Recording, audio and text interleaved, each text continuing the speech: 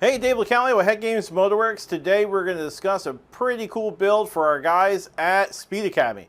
Dave hit me up and he said, man, can you build us a head? We go way back to the Modified Magazine days. We were always a Modified Magazine. We did a couple builds with Peter and we did one with Dave. And now we get to do another one and it's online. It's pretty cool. Check it out.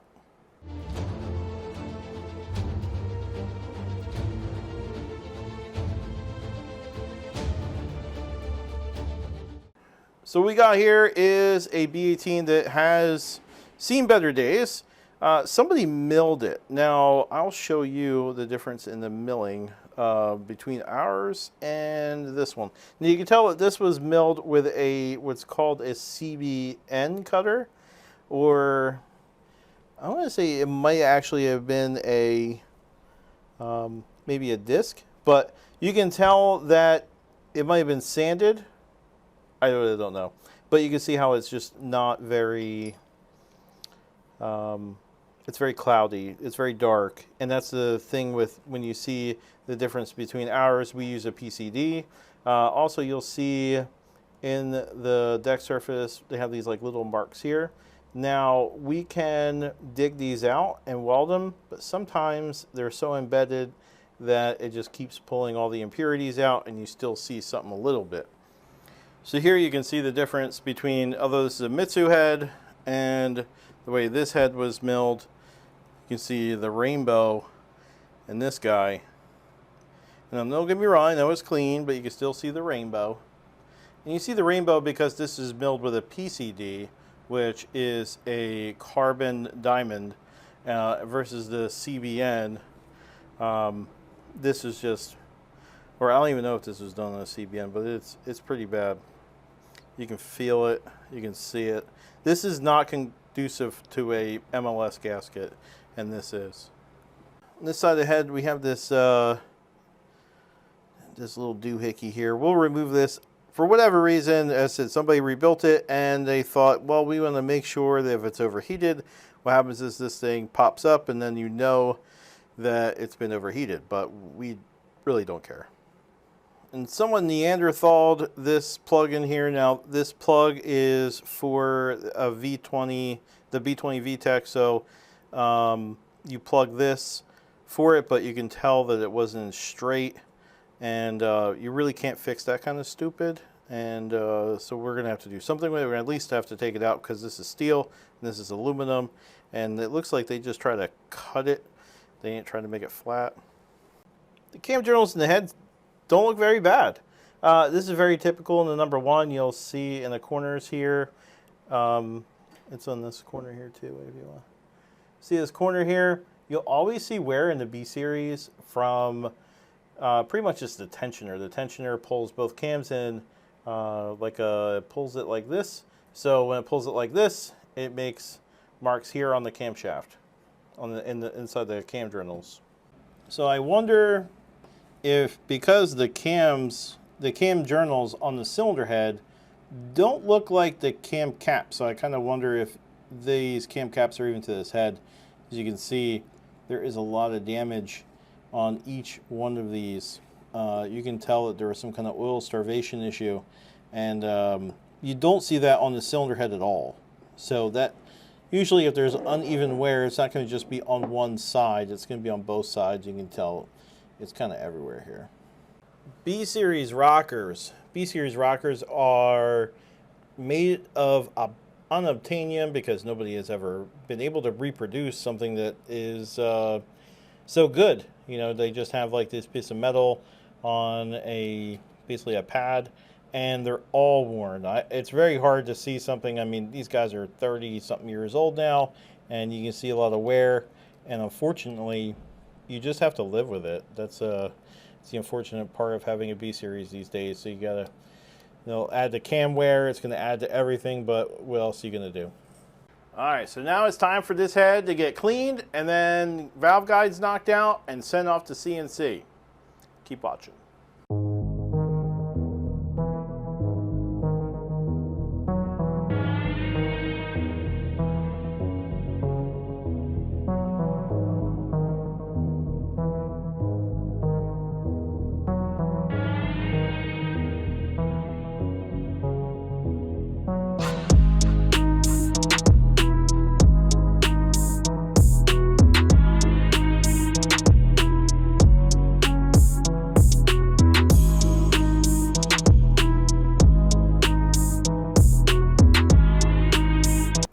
Had this back from CNC, and now we still actually have more work to do. Not every company is going to do this, but you can see here, see how that metal just comes off? Now this is because we port these without guides in it, and then when it rolls over the guide boss, it's going to break off. See more here. See all this right here is all loose. Now, there actually is companies that would just leave this there and they would just stick the guides in it and call it a day. But that's not Head Games. What you'll see here is, you'll notice that this is all not ground by the CNC, and they're all different. All these short turns are different.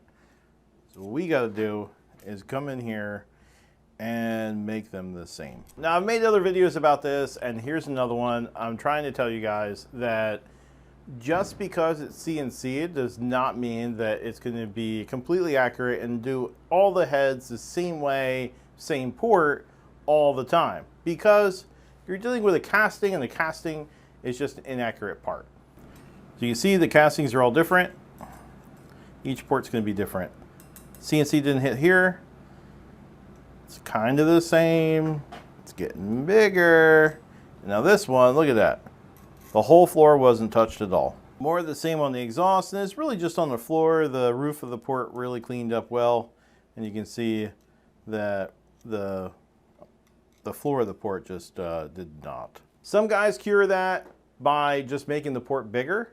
So they're going to make it gigantic, so that way once it goes through the CNC the first time, it will all clean up because it's big as hell. That's also not how we're going to handle it. We're just going to blend it in by hand and basically put some grinding marks on it, but we're also going to blend in all the hard stops because as the CNC comes down, it kind of hits the port and it doesn't look very good, doesn't feel very good, so we're going to make it all nicey nice.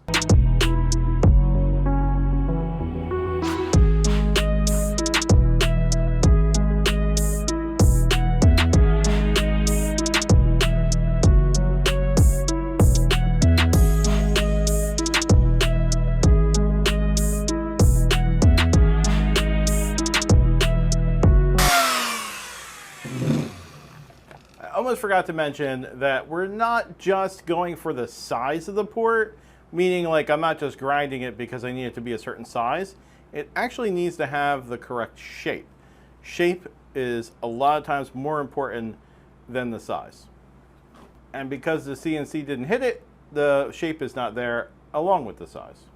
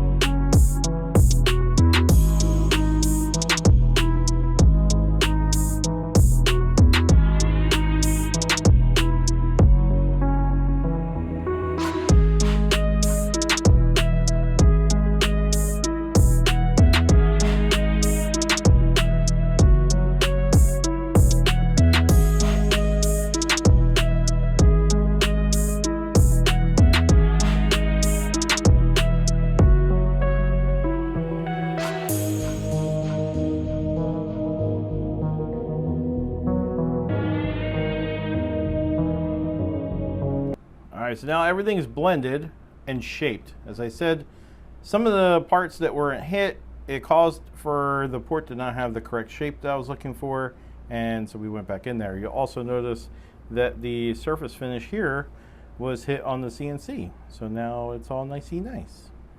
The exhaust ports looking snazzy, and you can see I had to blend in half the port, but you know what? That was okay. The short turns weren't done. There was a lot that needed to be done here, but now everything is all blended and it's shaped and we are good to go. Brief overview of what I just did. I used a Makita GD0603 electric grinder, and I used a Head Games 3/8 double cut burr, and I first hit it though with a Head Games 1/2 inch super spiral burr. I hit it with the super spiral burr first because the shapes were not there. All right, next up, valve guide install. What we have here is the air hammer, and this is a guide driver. They are made for either, you can get ones that you can hammer it in on the top, or it's made for pneumatic, and we have the pneumatic obviously. So we use this stuff. You can also freeze the valve guide, but we use this. So it instantly chills the guide, you spray it on, and what that does is it freezes the valve guide and it contracts the material. This is because this here is going to go into the head, and it's a press fit into the cylinder head. What I mean by press fit is the hole is actually smaller than the valve guide. So this needs to contract, and then we're going to heat the head up to expand the cylinder head, and we freeze this to decrease the diameter, and that way they slide in. So we're using a GSC Power Division valve guide. It's one of our favorites, and it's something that Greg actually helps us because he listens. So we do less taper here, and this, by not having a sharp edge on this, a lot of valve guides will have a sharp edge towards the top, and when that happens, it will pull metal as you're installing it. You take the guide driver and stick it in there, and this, once it's frozen, will go right in. Now, is this the size? I get this a lot. This valve guide is not the size. And what you have here is, this is a Super Tech valve, and it won't actually go in there. And that is no problem at all, because we're going to machine that, and we'll show that in a minute. What we have here is, we made a custom made cart for a heater, propane, heat the head up. This is what we use to expand it.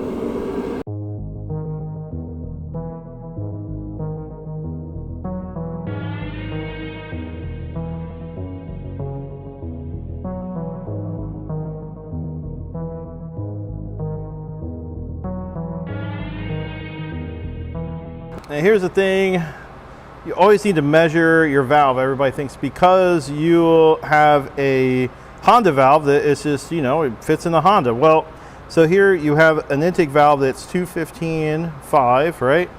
But guess what? The exhaust is a different size. And they're also different sizes from the factory. Like this is a different size than the factory valve. So you have a 214.5. Now, if you were to have a factory valve guide and you guys just put the valves in, the problem here is that now you'll have excessive valve to guide clearance. It's like a hot dog in the hallway. It's going to wear the guide out prematurely. It's just not the way you want to do it. You want to put a bronze guide in it and size it correctly. All right, guys, here is the parts that you don't see and everybody kind of freaks out about. This is the valve guide reaming station. And what we have here is we installed the bronze guides, and the bronze guides, once you install them, it's going to tighten up the hole. So the hole is usually, we want like at least 1/1000th of clearance, 1/1000 to 1.5. And right now you can't even get a valve in it. So I try to put a valve in there and it just doesn't go in. So how do we fix that? Well, we fix that with this station. You take a drill, and we have custom reamers. This reamer we get from Dakota Parts Warehouse, and it is piloted reamer, which that means that it will go in the hole. Oh, but it probably would if it was the right size reamer. So what we have is we have two reamers for intake, like one for the intake and one for the exhaust, because we want to have the correct clearance. Take two. This is the actual right reamer. And so this is what I was saying, it's a pilot. You see it has this line here, and that is, you see the line there? Hold on, can you see it? Oh, reamer in there, and then you size it. Now I'm doing this without fluid. Why am I doing it without fluid? I'm doing it without fluid because I want to talk to y'all. When it actually gets done, it's going to have fluid. Fluid comes out of here. Fluid comes out of this piece here, and it goes inside, and it cools this as it's going through. And now the valve goes in the hole.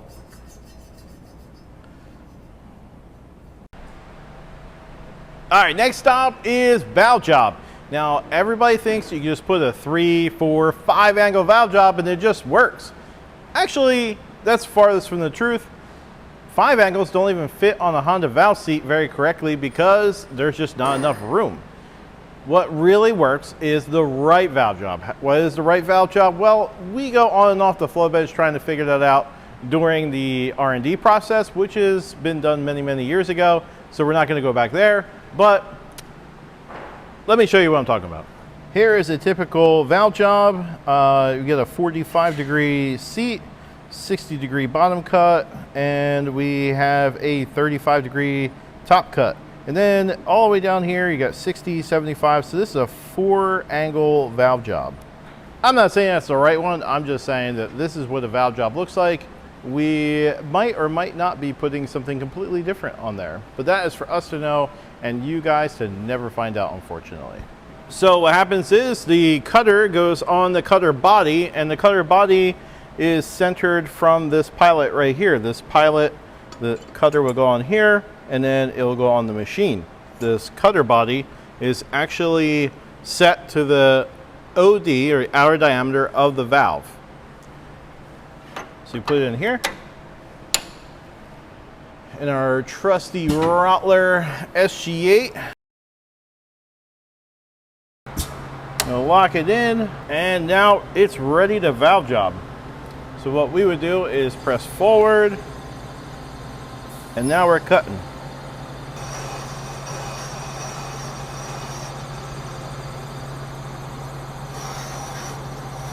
All right, so now we cut the first one. We're gonna lap it in. We wanna make sure, you hear that bounce?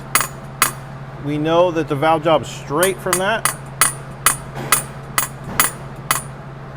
So what will happen next is Matt is going to lap this valve in, or we're gonna lap the valve in to see where the cutter is on the valve, which means that the 45 should be at the edge of the valve seat. The reason why we do that is we're kind of tricking it into believing it's a bigger valve. Most OEMs, the valve seat is going to be in the middle of the 45. So the 45 would be in the middle of the valve here, and like right here. And by putting it farther out, now we're kind of simulating a bigger valve, and that increases flow. So you can see here, the lap line is on the outside edge of the valve seat. So this is the 45, and it's right on the edge. So this is perfect. We can move on. The other situation he's going to have to deal with is he's going to make sure it's at the correct height. By being at the correct height, he's going to measure the stem height with the valve installed, and then we're good to go. So one of the last parts of this build is going to be the milling machine. Now we're going to mill it to make it straight, and we already did a pre-mill. Just we had to see some problems with the head. There's a lot of corrosion. What we do is we use a Winfield fixture. A Winfield fixture has 2 straight edges and the C-clamp, and then there's a fixture in the milling machine. Let me show you that. So the head goes in here, and it has all these hydraulic fingers. Norris, come over here, I'll show you. So you have these hydraulic fingers here, and these hydraulic fingers push on the cylinder head. It has a clamp here, so this whole thing is hydraulic, and it'll squeeze the head, and these straight edges are what makes it flat. This is just so it makes it faster to mill ahead. So I removed the fixture, the head's in the machine, and we're gonna make sure it's straight. To make sure it's straight, we're going to check 4 points on the cylinder head. So we just kind of put it down anywhere, and you can see we are at 11 here, 11 there, and we're 11 here, and 11 here. So we're straight. I like to do a little confirmation that it's straight, and what I'll do is do a little light cut. You see this line here and this line here. You see how they're straight, so if it was crooked, it would be really fat in some point of it, but it's not at all. Now we're ready to cut. And this is the secret sauce to the whole deal.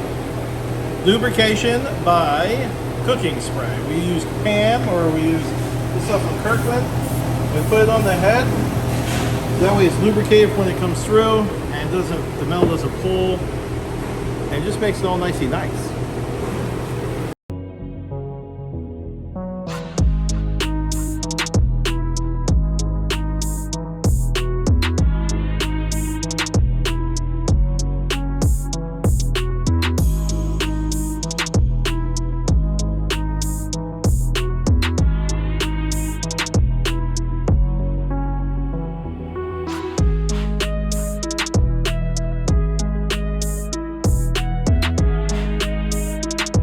Now that the head's milled, we're going to deburr it. Now when I say deburr, we're just going to take all the sharp edges away that the mill made.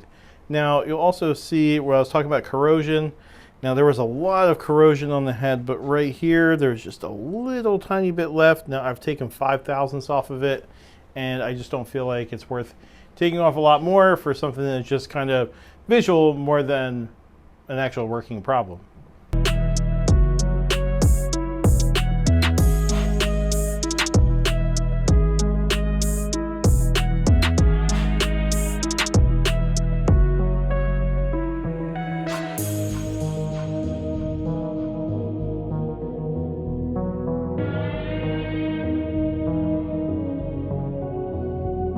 All that's left now is to hand wash it in the sink, and it's off to assembly. So SuperTech was nice enough to supply us with their valves. We did a black nitride intake valve, and we did their Inconel exhaust valve. Did their Inconel exhaust valve because I know Dave, and Dave might he might actually boost this thing later on. So now this thing is ready to rock. He can do whatever he wants to do. We got an SPR H100DR spring kit from them, and we have it in our Buxton spring tester. So we have an install height 1314, and I just did 450 feet 3 lift because I feel like that's what we're going to end up with. And we did it. We got 87 pounds in the seat and 230 open. We got bind height of 719, clearance of coil bind is 142. We might actually shim that up, but that's not going to be on camera. And the spring rate of 316.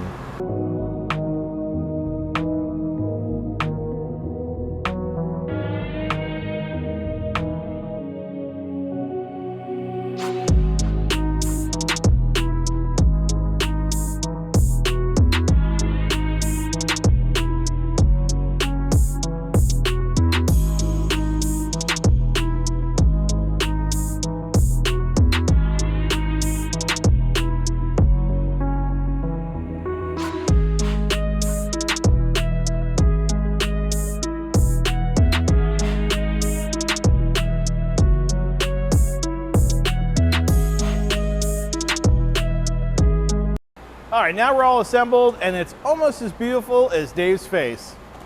I hope you enjoyed the full build, and you go to check out their video too. They're going to show you what this thing is actually going on, and that's at Speed Academy on YouTube. Be sure to like, subscribe, comment below. I'd love to hear from you. Toodles.